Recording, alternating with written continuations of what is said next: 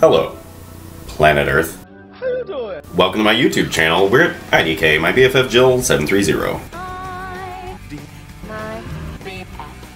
Jill 730. I'm Preston L. Young, wishing you warm salutations and congratulations as always. You've made your way to the Buffyngton Post. Hi, honey. Today I'm doing something a little bit different for my Top 5s playlist, but it's something that I've been wanting to do for a while, and so I'd like to invite you all to reach into your super gay Buffy bag. Is it difficult or time consuming? And pull out your Fred glasses and your Buffy Season 8 Library Edition Volume 1. Because today I'm going to get into my top 5 favorite issues of Buffy the Vampire Slayer Season 8. Here we go. You ready? These are a few of my favorite things. When the dog bites, when the bee stings, when I'm feeling sad, I simply remember my favorite things, and then I don't feel so bad.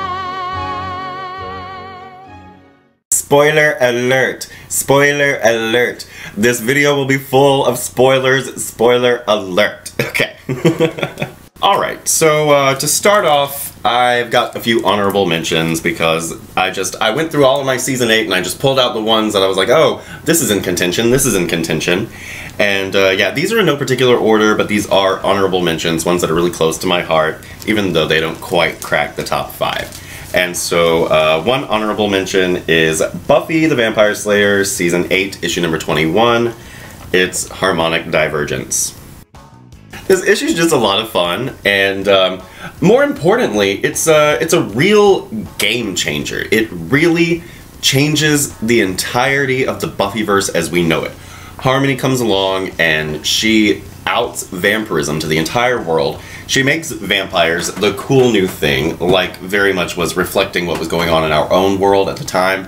Like, the Twilight craze had happened, the Vampire Diaries was happening, True Blood was happening, and there was just so much like vampire-tasticness, and whereas Buffy was along to say, you can fall in love with a vampire that has a soul and that is not like all the other vampires, Harmony and the Twilight craze came along to say the exact opposite. Vampires are great, Slayers suck.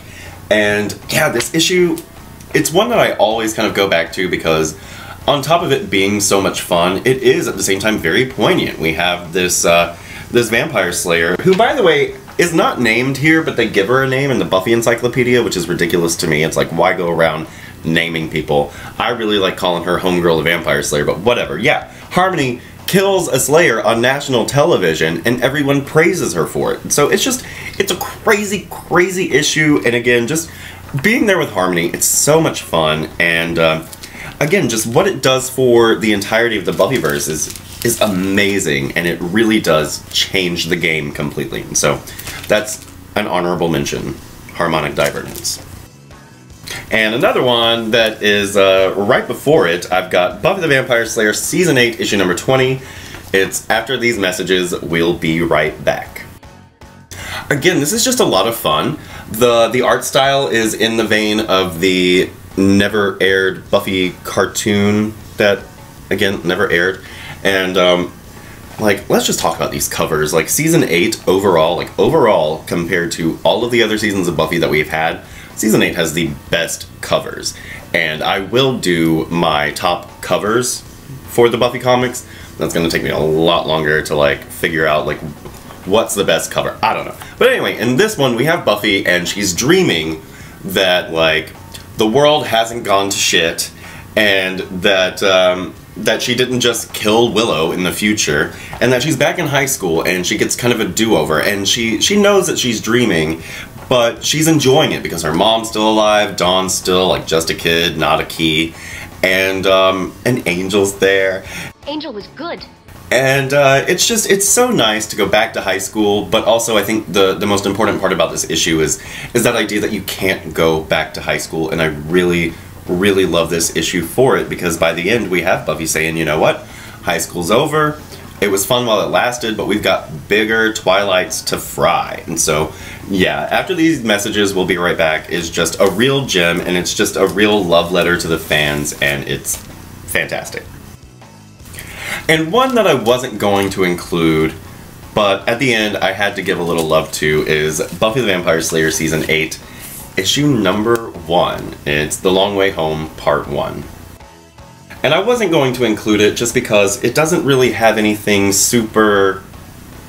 It doesn't have anything super to it, but it's our first, like, Buffy comic. It's the first of this incarnation of Buffy, and it does have these moments of real, bam, we got you. Like when Buffy says, like, this image from the Season 1 library volume, or Season 8 Volume 1 library edition, you know what I mean? This is taken from where Buffy is saying, I miss my mom, I miss my home, and the way that they introduce us to Buffy in Season 8 is they just literally throw us out of a helicopter with her, and they're like, you're on this ride with her. And then over the course of this issue, we get to catch up with her and really just kind of live in her life and deal with her. And it's really great to get inside Buffy's head. It's not on my top list, or it's not on my list of top 5 issues, but it is remarkable. It is remarkable because it shows us how we're going to be living in this world for at least this season. And so yeah, The Long Way Home Part 1 is just, you kind of can't miss it. It's one of those, you've got to have it. If you're going to have any of them, you've got to start somewhere, right? And so, The Long Way Home Part 1. Alright, and my last honorable mention, like I've actually got another from this particular arc in my top 5 issues, but I really had to go with Last Gleaming Part 4. It's number 39 of Season 8, and it's just exciting. Everybody is working together. Some people aren't working with us and they are working against us, but like, punchline and spoiler alert again, Giles dies in this issue and Buffy destroys magic.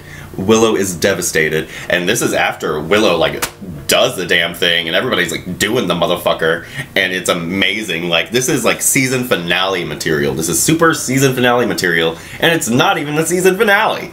Exactly. Everybody's here. Faith is here. Andrew's here. You got you've got Leah, you've got Kennedy, you've got Willow, you've got the frickin' Master, who makes no sense, and I can't justify bringing the Master into this whole thing. But yeah, we've got this knockdown drag out with Buffy and Angel, who's Twilight-ish, and you got Spike doing his damn thing. Everybody is doing it, and it is the most. It is the fucking most. This issue is so much, and like, the real punchline is Giles dies in this issue. And while I couldn't put it in my top 5 because I feel like there are better issues in Season 8, this is an important issue. It's probably the most important issue of like pretty much all the Buffy comics, just because even though Harmony changes the game by exposing magic and vampires to the world, this one really changes the game because it hits home in the most personal ways. Killing Giles is like taking Buffy's heart away, and the same with killing magic. It really takes Willow's heart away. And so Last Gleaming Part 4, it's rock'em sock'em. It is like balls deep in the Buffy. Here we go. So, alright, so Mind if I come in? number 5 on my top 5 Buffy Season 8 comics. And this one, oh my gosh, it's tattered to hell and back. I've had these issues for a very fucking long time. These issues have been coming out since 2007, and I think this one came out in like late 2009.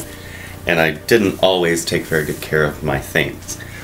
But it's actually a one-shot issue. It's not one of the numbered issues, which, semantics, but it is technically part of Season 8, and it is Willow, Goddesses and Monsters. Again, just look at this cover. The cover is worth the price of admission. If you just want to own something fucking beautiful, pick up Willow, Goddesses and Monsters from Buffy the Vampire Slayer Season 8. It's beautiful. And the reason that I put this on my list is because of what this issue really does for Willow. It explores Willow in ways that we had never really gotten to before, and it's so much about Willow exploring her very self. Not quite as much as we get into with Willow Wonderland, but Goddesses and Monsters really does introduce us to this world that Willow exists in. She exists in so many worlds and so many times and so many, like, lives, and it's so beautiful. I don't necessarily love the art here, like, it's fine. I want to say, yeah, Carl Moline is doing this, but it seems a bit rushed. It's not as kind of polished as Frey is, and it's really not even as polished as Time of Your Life. But there's some really beautiful imagery, and Joss is writing this one, of course. I think a lot of these are ones that Joss has written. Yeah. but yeah, this one is just, it's so lovely to see this other, completely outside of Buffy side of the Buffyverse. And it has some really great lines, like, I remember, like, she says something like, the journey's just begun and already I'm out of my depth, and you really feel that. You feel like, what are we doing? What's going on? Like, how does this make sense? And it's really lovely. It's super lovely. We have here, the darkness will illuminate. We have Willow making friends and a lover of Alwyn who wants to trick her, but wants her to be her best self at the same time. And so I really like that. I really like Alwyn as a character and what she kind of does for the Willow character herself. And so yeah, it's really lovely. And again, like, how could you get over that cover? Maybe I love it most of all because of the cover, but that's fine because it's fucking gorgeous. But anyway, yeah, so Willow, Goddesses and Monsters, number 5 on my list. I had to put it in somewhere. Alright, so number 4, we've got Buffy the Vampire Slayer, Season 8, issue number 14. It's Wolves at the Gate, Part 3.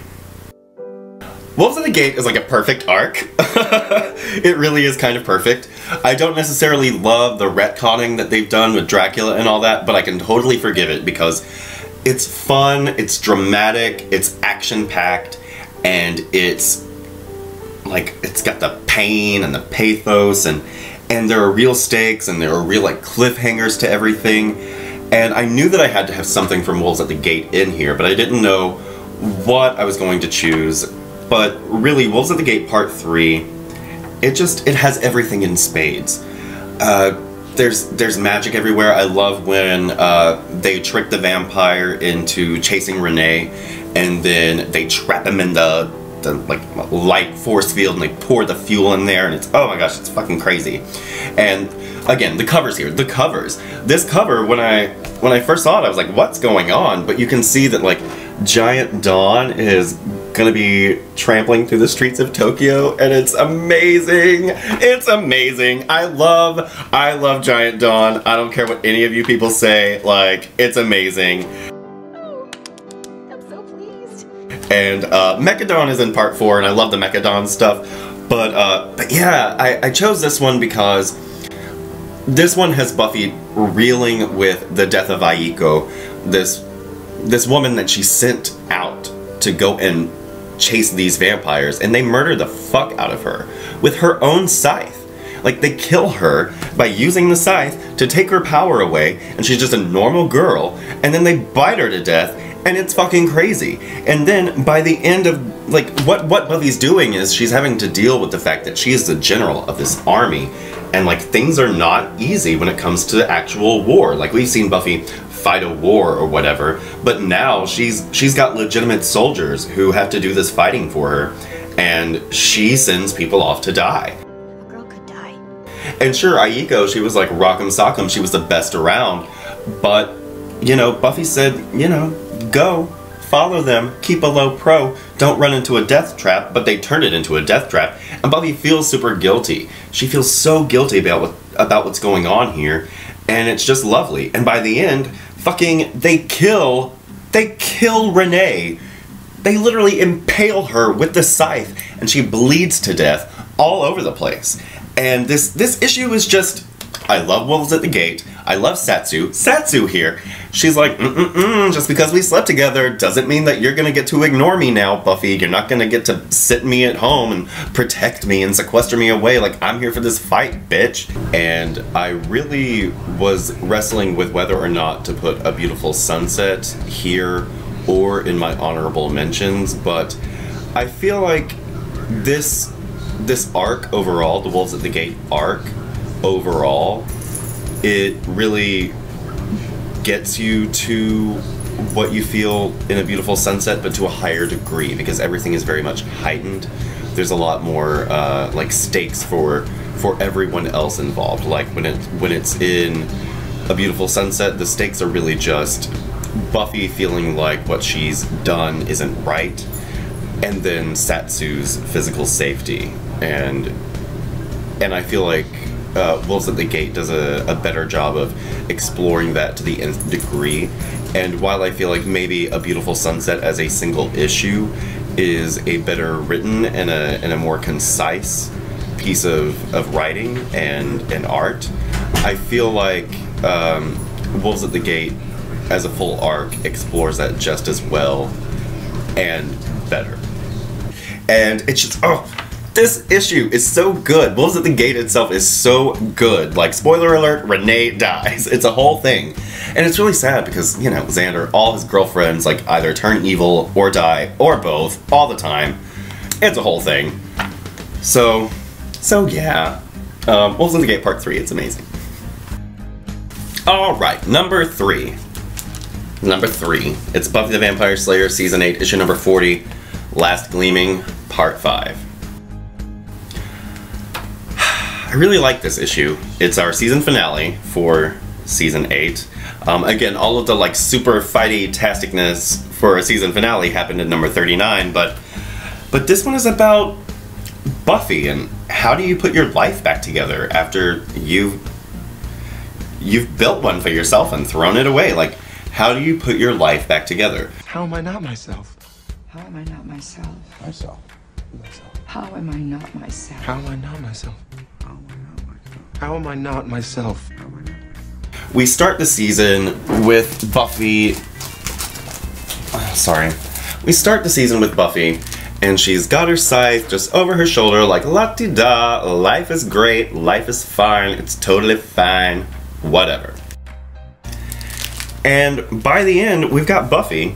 She broke her own scythe when she broke magic, and how do you put all that back together? And we have a lot of stuff with Buffy and Dawn. Well, not a lot, but we have some stuff with Buffy and Dawn here that's really good. We have some stuff between Buffy and Spike here that's really good. And most importantly, we have the stuff between Buffy and Willow, and that's where this book really lives, is what's going on between, like, Buffy and Willow, and Buffy, Willow, and Kennedy is kind of this triangle, and how, well, we'll get into it more, but this one, it just,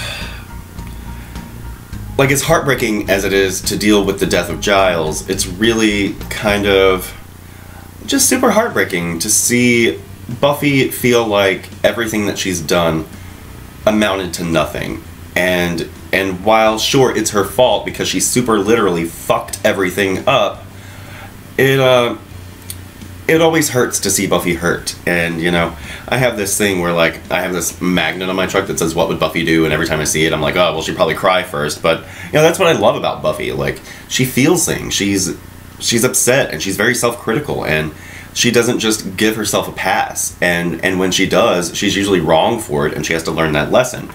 And here, what we really have is Buffy saying, sure, I fucked everything up, but, like, I'm tired of hearing about it. Like, if you've got something constructive to add, please tell me. But I did what I had to do in that moment. What I felt like was right was what I did. And it's just, it's a very conflicting issue. And we've got a bit of a cliffhanger with what's going on with Simone and how Simone is, like, coming for Buffy. And we've got these slayers out there in the world who are not wanting to call themselves slayers anymore because Buffy took the fight away from them. She took their purpose away. She said, here, have a purpose for a year, and then I'm going to take that shit back. And again, like, all these girls in the world, they've got the power, they've got everything, but the burden is all on Buffy again. And, you know, we find out here that frickin' Faith inherited everything from Giles, which is just another punch in the gut. Like, please feel bad, Buffy. Please cry some more. This is better than pay-per-view. It's just, it's so sad.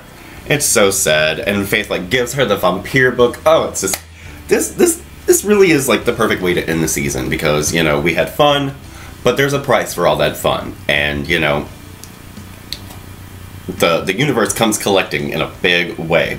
But you know what? By the end, Buffy says, sure, it's shitty. We live in a shitty world, but I still got a fucking job to do. And she does it. And like, that's why we love Buffy. Like, shit happens. And then you deal with it. And Buffy's like all about dealing with her shit. So, good on you. It's Last Gleaming, Part 5, our season finale. Number 2, and this is another one that I did not take very good care of. Alright, so my number 2 issue of season 8 is issue number 10, Anywhere But Here.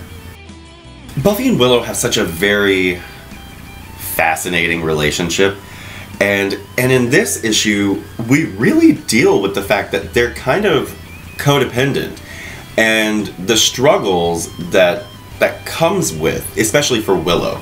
Willow has put herself away from Buffy. She's kept herself and she's kept Kennedy away from Buffy. And we find out in this issue that it's because the last time that Willow let her life be all about Buffy, and she let her lover's life be all about Buffy and Buffy's fight, that's totally Buffy's fight, her girlfriend got in the middle of everything and got fucking shot through the chest.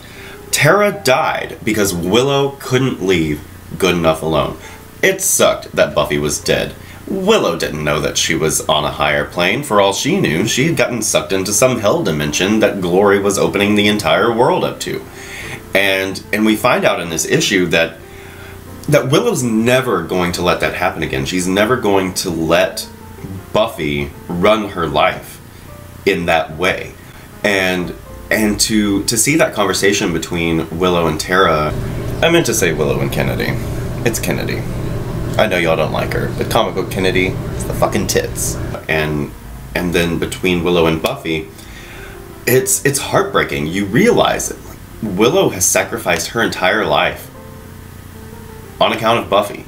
Maybe not directly, maybe she didn't say, oh, this is for Buffy, but like Buffy introduced her to this world, and Willow never learned how to balance that with her own life. Like, Buffy has her own problems trying to balance out her life, but Willow's life never changed after she met Buffy, for better or worse. Like, yay, we love Willow, she's amazing, she's got some side to her, but the relationship here between Buffy and Willow is so deftly explored.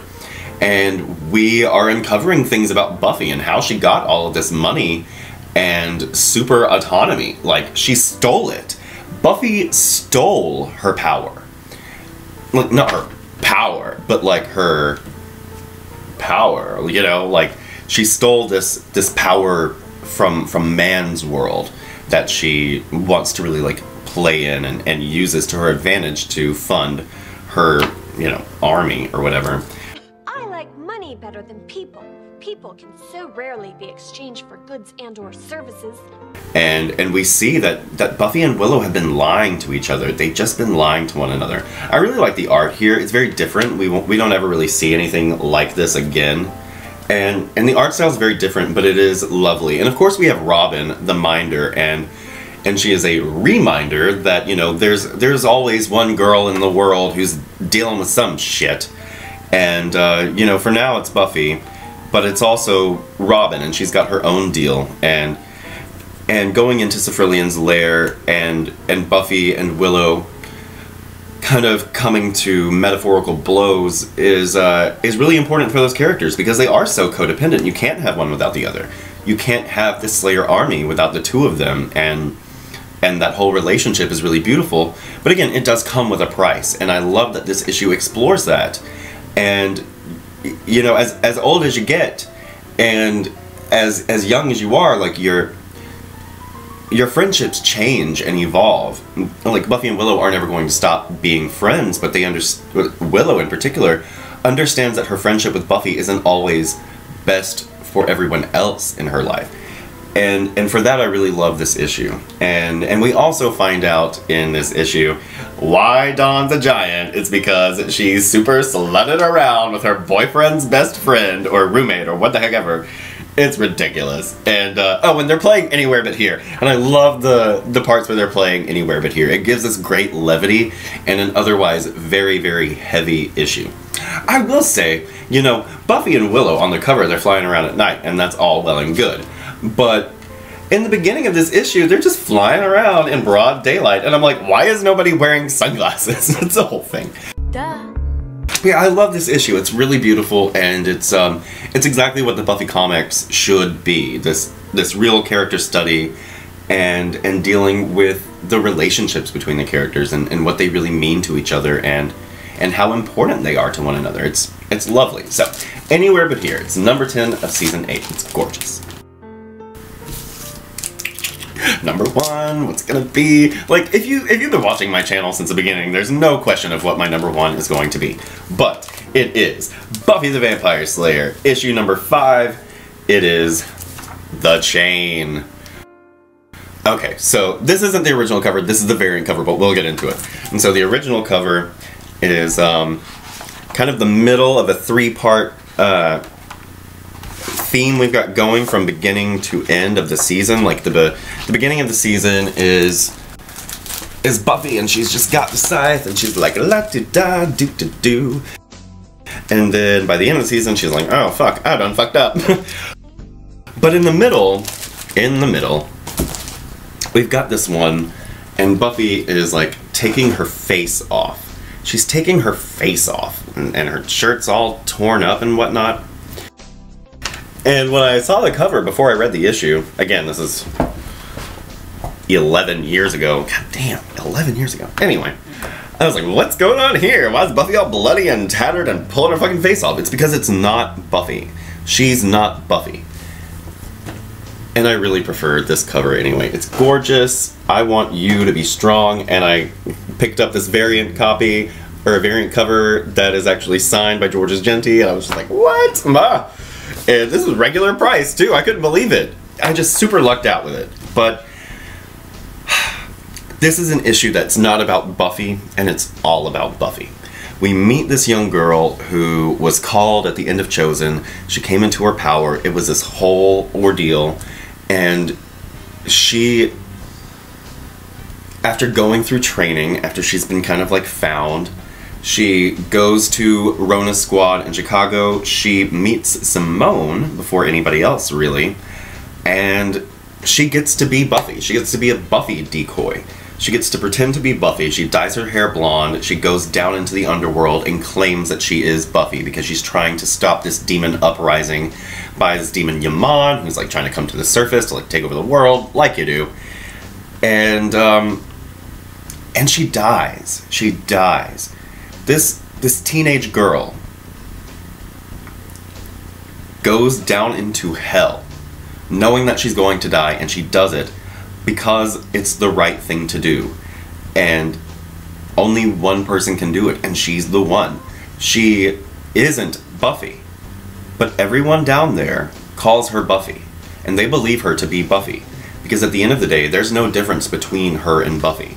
Go back to Prophecy Girl. She's like, Giles, I'm 16 years old.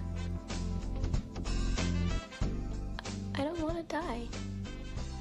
and this girl, she doesn't want to die, but she does what's right. She does what's necessary for a bigger picture, for a grander idea.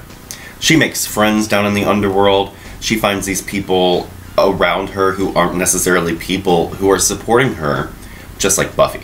She even gets bitten because she puts herself in harm's way. She protects this other girl and she gets totally bitten, and that only helps to like make her look more like Buffy because Buffy's got that scar from Angel, right?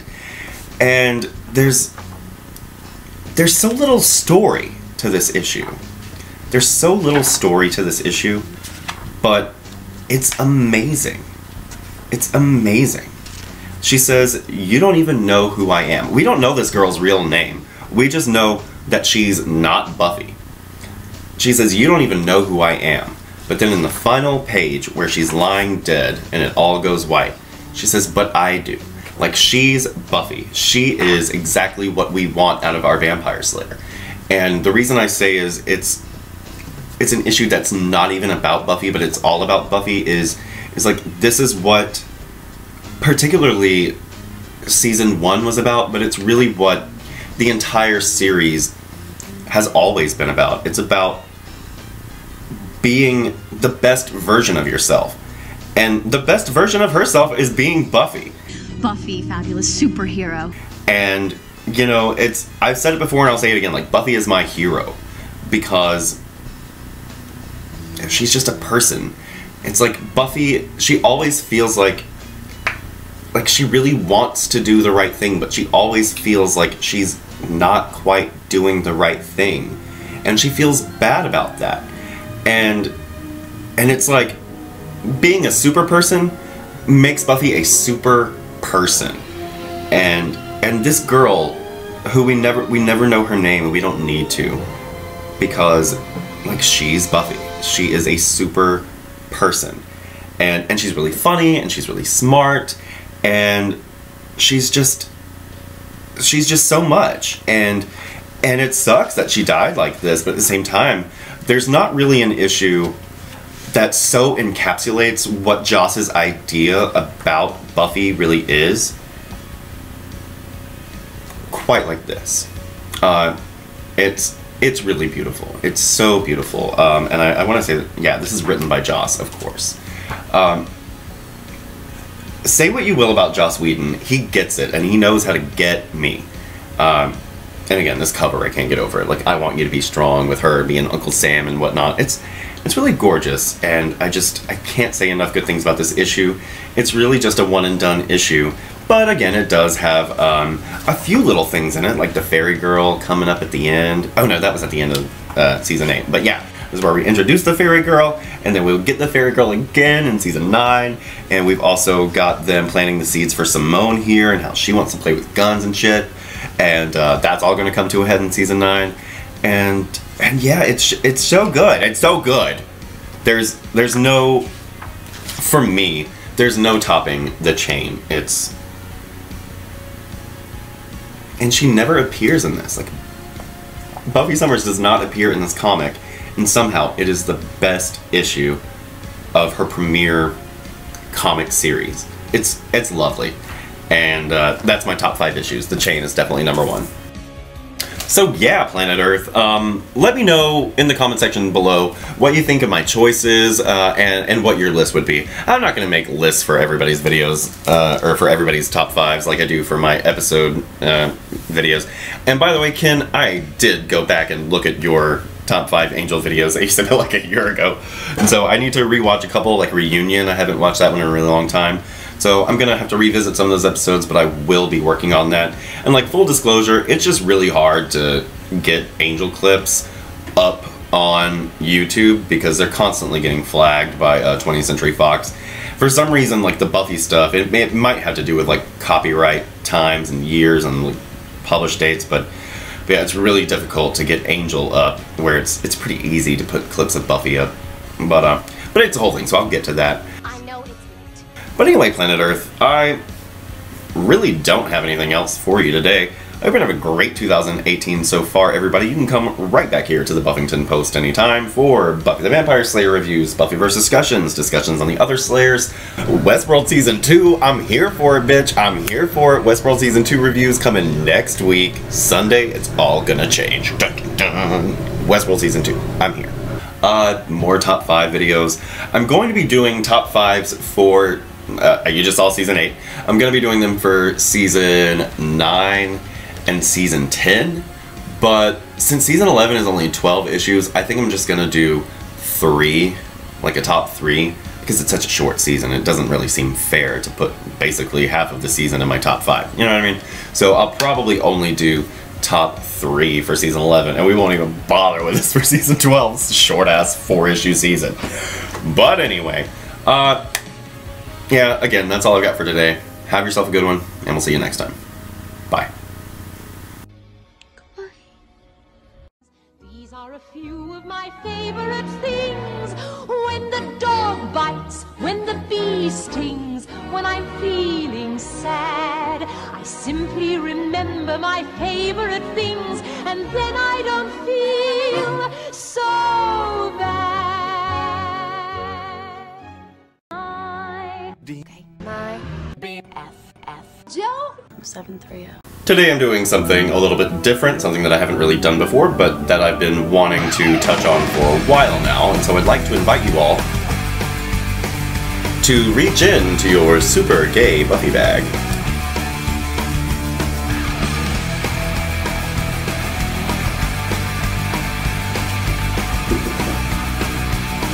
Today I'm going to be doing something a little different that I haven't done before, but that I've been wanting to get to for a while. And so I'd like to invite you all to reach into your super gay... Damn this super gay Buffy bag. And like spoiler alert! Spoiler alert! Spoiler alert! This video will be full of spoilers, spoiler alert. Okay.